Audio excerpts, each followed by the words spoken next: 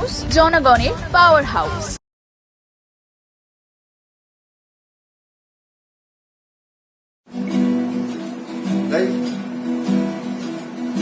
খেয়েছেন যারা কাটমানি দাদারা অথবা দিদিমণি, খেয়েছেন যারা কাটমানি দাদারা অথবা দিদিমণি, এসেছে সময় গতিময় দাঁত খেলাতে খেলাতে ফেরত দিন, আসছে দিন, ডাকছে দিন।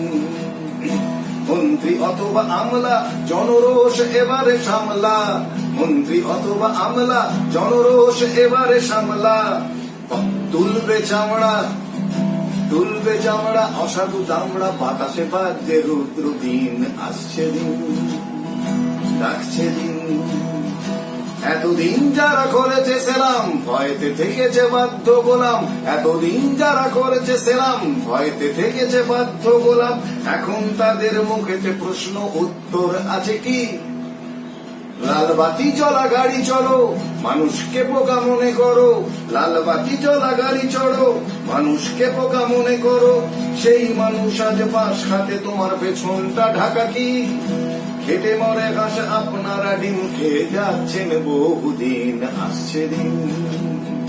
মন্ত্রী অথবা আমলা জনরোষ এবারে সামলা, মন্ত্রী অথবা আমলা জনরোষ এবারে সামলা। তুলবে চামড়া তুলবে চামড়া অসাধু দামড়া, বাতাসে বাজে রুদ্র বিন, আসছে দিন। যারা খেয়েছেন কাটমানি দাদারা অথবা দিদিমণি, এসেছে সময় গতিময় দাঁত খেলাতে খেলাতে ফেরত দিন, ফেরত দিন। আপনার ওই চ্যানেল যেটা ওই সন্দেশখালীর ভিডিও দেখিয়েছিলেন, ওই চ্যানেলটা তো কিছু লাভ হবে না।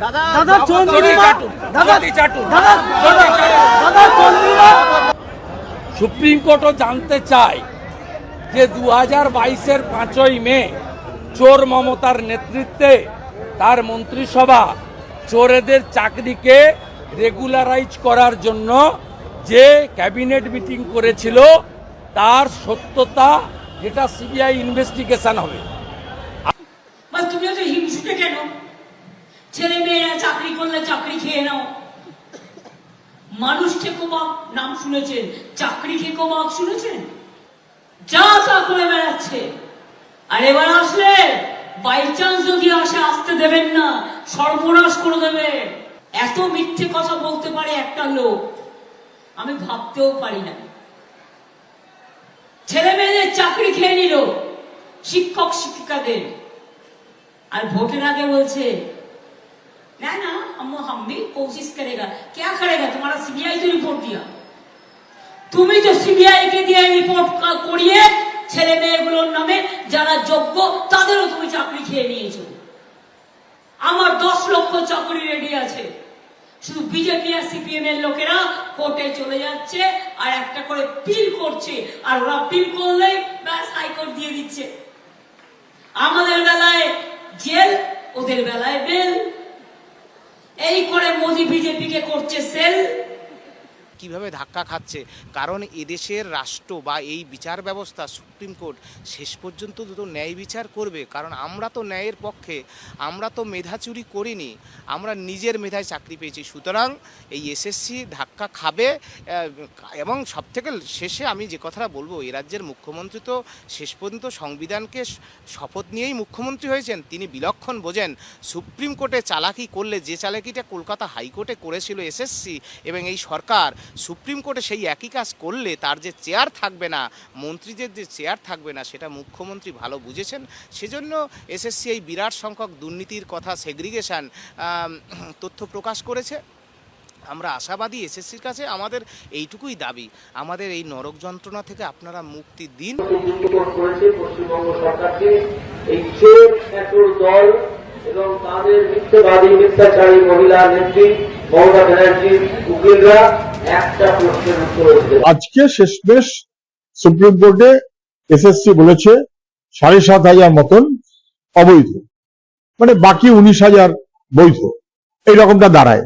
কিন্তু 19,000 বৈধ কিনা এইটা এখনো পর্যন্ত সন্দেহ রেখেছে সুপ্রিম কোর্ট। এটা কি? সরকারি নিয়োগ যদি এই অপরাধ হয়, তাহলে নিয়োগ প্রক্রিয়া সম্পর্কে মানুষের ধারণাটা খারাপ হবে। টাকার বিনিময়ে কি করে হচ্ছে, কেন হচ্ছে, কোনো উত্তর দিতে পারেনি স্কুল সার্ভিস কমিশন এবং রাজ্য সরকার কোনো উত্তর দিতে পারেনি। আমাদের কথাটা অত্যন্ত স্পষ্ট যে এখন বোঝা গেল আপাতত অন্তত 7,500 অবৈধ। এটা কি সত্যি 7,500 নাকি এটা আরো বেশি? 8, 9, 9.5, 10, 10.5 নির্দিষ্ট করতে হবে এবং নির্দিষ্ট করার পরিপ্রেক্ষিতে এইটাই দাবি করতে হবে যে যারা বৈধ এরা বৈধ এই হচ্ছে সার্টিফিকেট, তাদের চাকরি বহাল রাখতে হবে।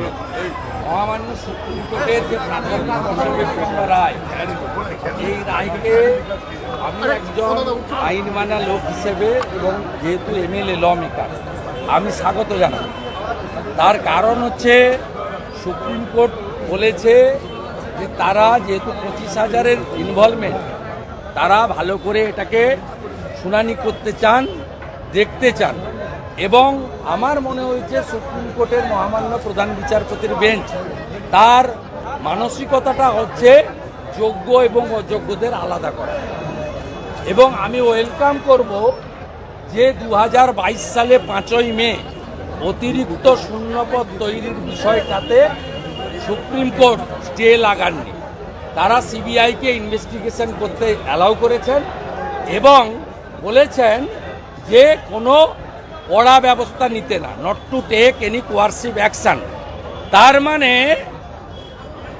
সুপ্রিম কোর্টও জানতে চায় যে 2022-এর 5ই মে চোর মমতার নেতৃত্বে তার মন্ত্রিসভা চোরেদের চাকরিকে রেগুলারাইজ করার জন্য যে ক্যাবিনেট মিটিং করেছিল তার সত্যতা, যেটা সিবিআই ইনভেস্টিগেশন হবে। আমরা জানি ওয়ান ফাইন মর্নিং মাফলার গেছে, হাওয়াই চটিও যাবে। ইন্ডিয়া জোট কোথায় আছে? ইন্ডিয়া জোট পশ্চিমবাংলায় কোথায় আছে? এটাকে ইন্ডিয়া বলে না, ইন্ডি বলে। এই ইন্ডির পিন্ডি চটকে গেছে অনেক আগে।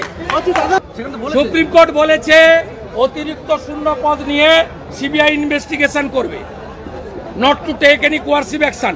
উই স্টে দেয়নি। আমরা চেয়েছিলাম ইনভেস্টিগেশন করুক। মমতা ব্যানার্জি সই করে শূন্যপদ বাড়িয়েছে 5ই মে 2022।